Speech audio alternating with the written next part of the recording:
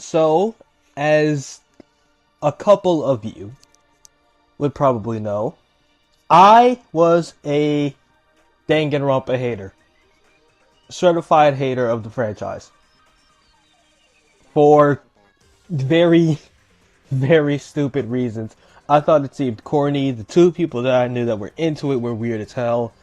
But that doesn't matter today. I am no longer a hater. I finished. Actually, I caught Danganronpa 1 and 2 on sale on PlayStation for like $4 and decided, you know what? I'm a Sonic fan. I'm not above any other fan base or anybody else. I'm just bite the bullet and play the games. And I enjoyed them. I just finished Goodbye Despair not too long ago. That will be a video for itself. And when V3 goes on sale, I'm probably going to snag that as well. Maybe Ultra Despair Girls, I've heard some things about that, but that's not the point of today. Today, I want to rank the Trigger Happy Havoc cast. So, that's what we're doing. Trigger Happy Havoc and Goodbye Despair are going to be their own video. Killing Harmony will be its own video when I eventually get to that. I'm all danged out right now. This will solely be based just on the story, not on the free time events, because I have not done everyone's free time events, and I want this ranking to be as fair as possible. Just with what we got of them and how much I like them as is. So, as you can see, I've already ranked Hifumi at the very bottom in his own tier. Now, I don't like Hifumi at all, really. There's not much to him outside of, like, being the weeb, the fat anime fan. It's sort of like just a trope that I don't care about. Also, he sort of perverted, which is also a trope that I don't really care about either. It's not the thing with like, oh, he's cringe because he writes fan fictions or makes fan or whatever. No, I'm a Sonic fan. That's kind of the lifeblood of our fan base. So it's not really a problem with his talent. It's more so how he's presented. He is a stereotypical nerd, like fat anime nerd redditor kind of guy, and I just think that's extremely boring. I just think it's boring. He's very boring. I actively got up and danced when he died. I'm not kidding. I actively got up and danced. So he is my least favorite. So to really get started, let's start with Leon. I am largely indifferent. We didn't get to spend a lot of time with the guy. I do like his design a lot. It's a very striking design when you see his full thing. I'll put it up on screen. Like, amazing design. He has this like punk-ish aesthetic that I really like in character design. The piercings, the red hair. He just has a very strong design, so it's very unfortunate that he does not stick around long for us to really get to know him. But his design does tell you a lot about him and his thing. Him being the ultimate baseball star coming into play with his actual, like, with the killing of Sayaka is really good. The fact that I somehow didn't figure out Sayaka's message in like 10 seconds. When apparently that's a very common thing to happen. I think I'm just a little slow.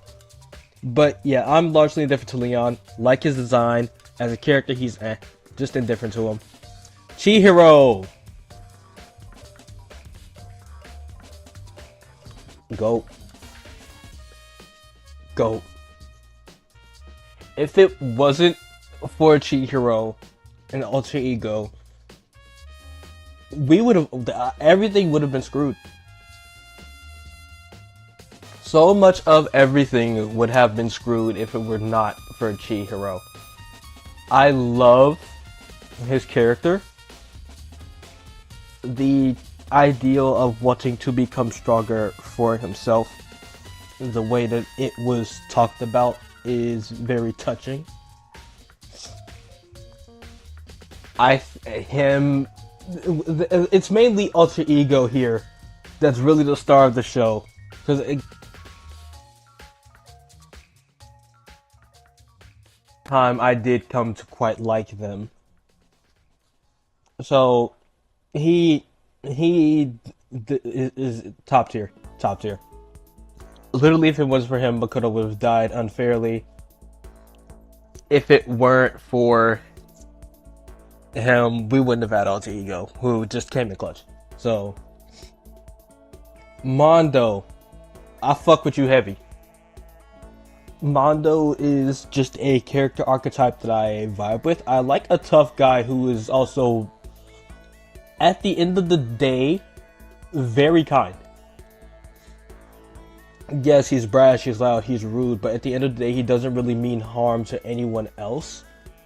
Unfortunately, gone in chapter 2 as the killer, his execution was, wow. The Mondo butter really stuck in my mind a lot. I'm gonna probably rank the deaths and execution in Trigger Happy Havoc one day as well. But again, let's stay on topic.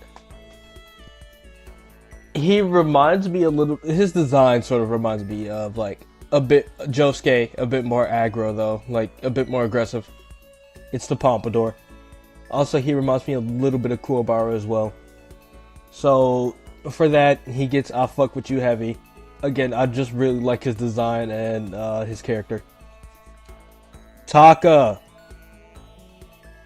I like Taka. I really like Taka. He took up, in this situation, he took up a leadership role, tried to keep everything stable, keep everybody in check, make sure that everybody was okay. And that is something I respect. In that situation, he was probably the most level-headed outside of like Kyoko.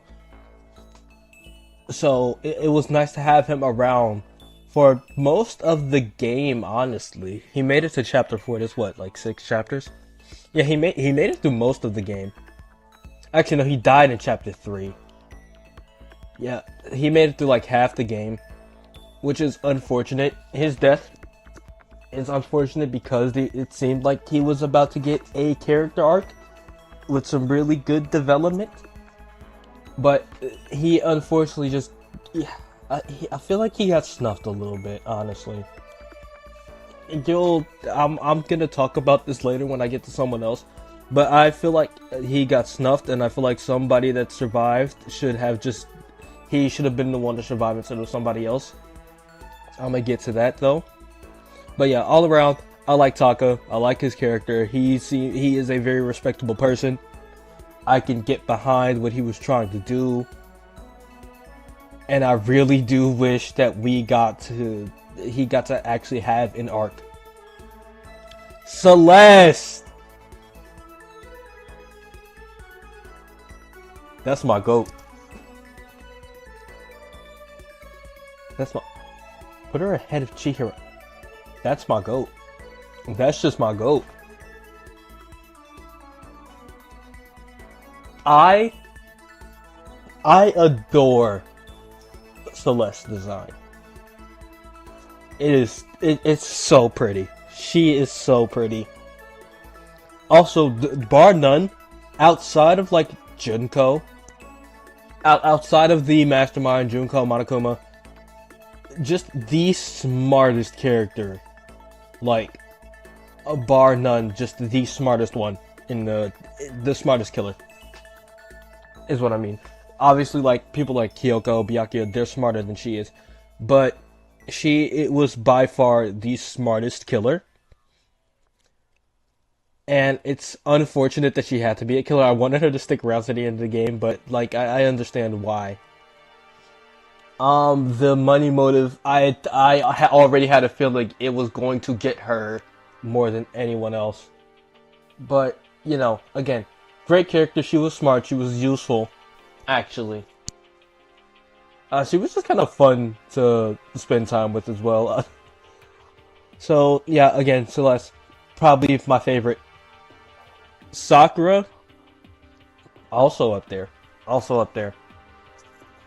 What made Sakura stand out to me, I did not care much about Sakura until like chapter 4, where it really hit the fact that she was the traitor.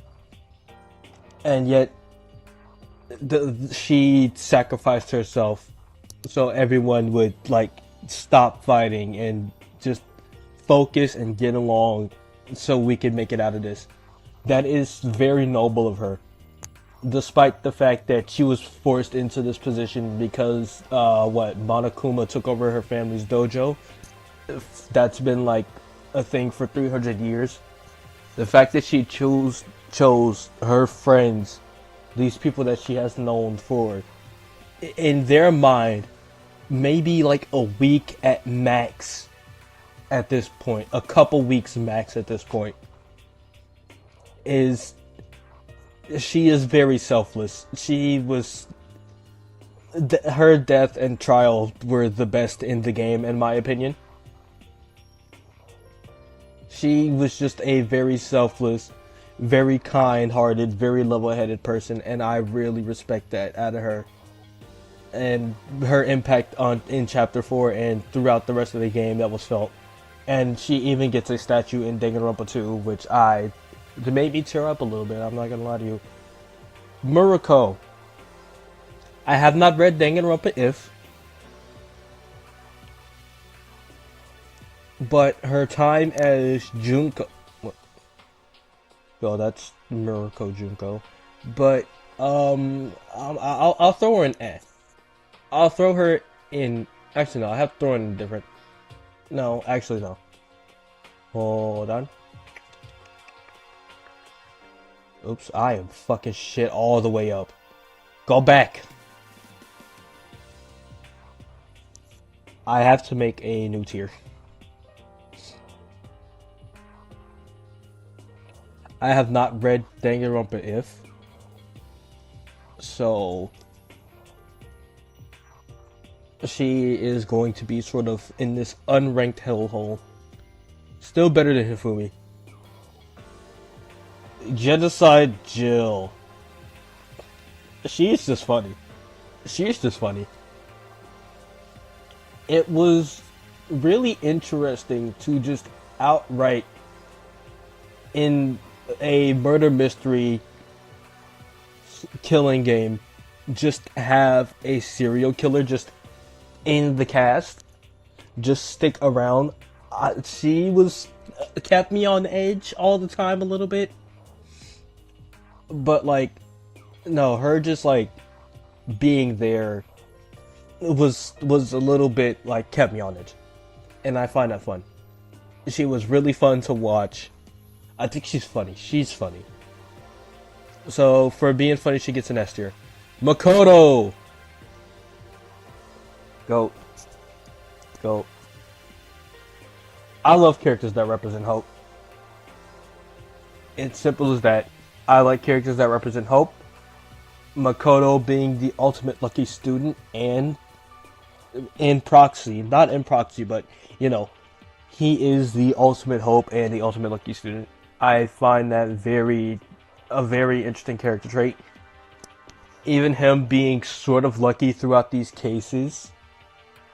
Him being lucky also coming into play with like alter ego.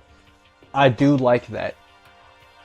We see his luck play out throughout the story, and it's something some people do overlook. Cause like, yeah, this guy has no like investigative skills whatsoever, but he manages to get through, which I find very entertaining. He's very kind, very nice person. I like Makoto a lot. Kyoko. This tier is kind of stacked. This tier is kind of stacked out. I fuck with Kyoko heavy.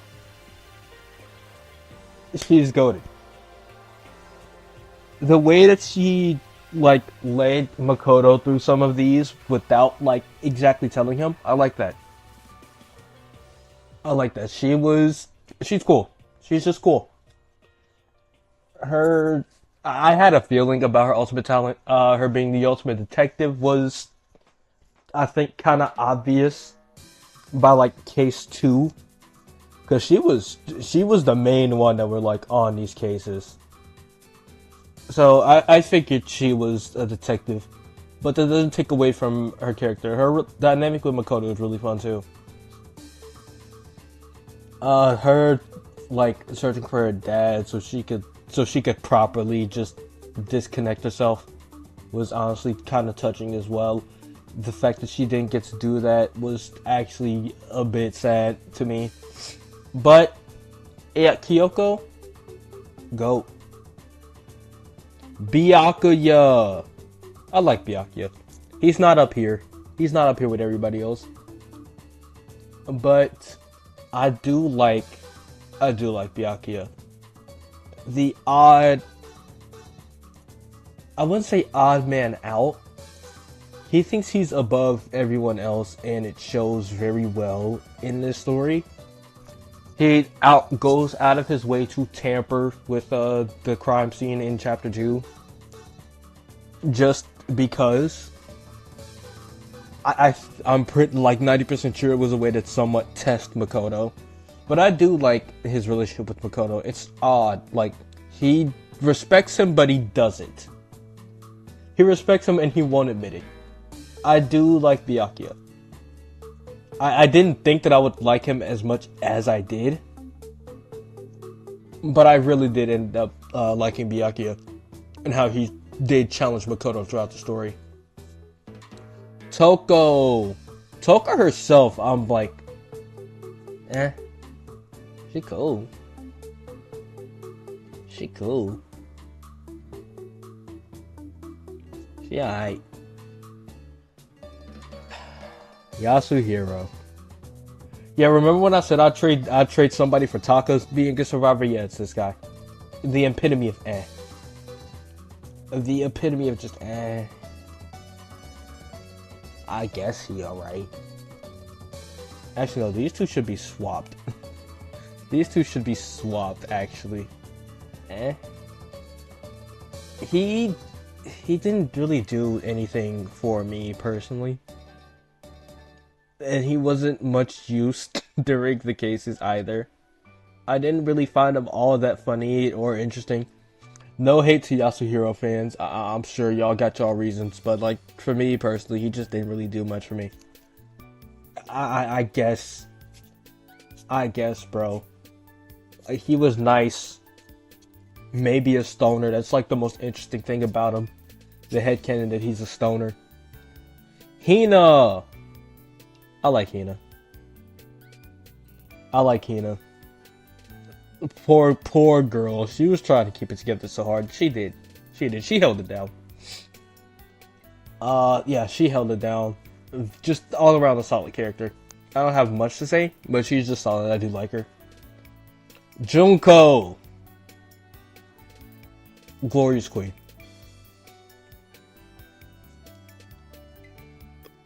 Monokuma's not on this list, unfortunately, but so I'm gonna count her as just Junko and Monokuma, both. So, by far the funniest character in the game. Monokuma's, like, odd benevolence, but also composure is something that makes him very, very interesting to me as an antagonist. Because he caused all this, but he's not doing shit. That motherfucker ain't doing a goddamn thing. But was funny. And Junko is once again funny. Again, pulling his strings from behind the scenes, mastermind shit. Just there to watch shit burn. And I can fuck with that. I can fuck with a villain that's like that, honestly. She is smart. Again, outright, just smarter than Celeste, smarter than Byakuya. which smarter than as smart as I'd say these two are like equally smart. But you know, just outright a very, very smart villain to literally rig a fucking trial against Kyoko and almost got her executed, which was the point. But the one thing I will say, they don't include her other personalities on this list.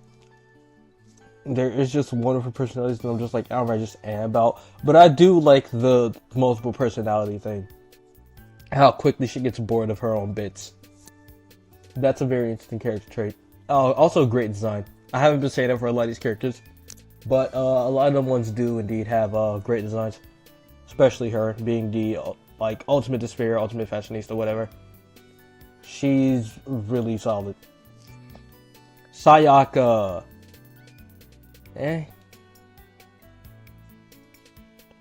I can sympathize with her.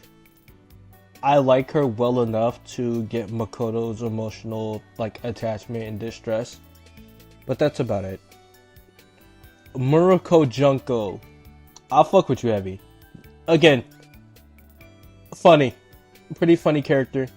I did spend one free time with her. I think she was fucking flirting with Makoto or something. I don't know. Yeah, she was cool. I'll fuck with her. I like her. If Monokuma himself was on this list, I'd put him up here. So, that's about it, honestly. I liked most of this cast. The rest, I'm like, eh. Hifumi's the only one that I outright hate. So, again, I was once a hater of this series. I have given it a chance. And I am very proud to say that, yes, I am now a fan of Danganronpa. So, more Danganronpa videos are going to come sometime in the future. I don't know how soon, because, again, I'm going to record the Goodbye Despair cast video probably later today, or probably sometime next week. I don't know. This one should be out soon, like maybe Friday. But anyway, that's about it. Have a good day. Make sure to like and subscribe on your way out. Hype the video. I'll see y'all later.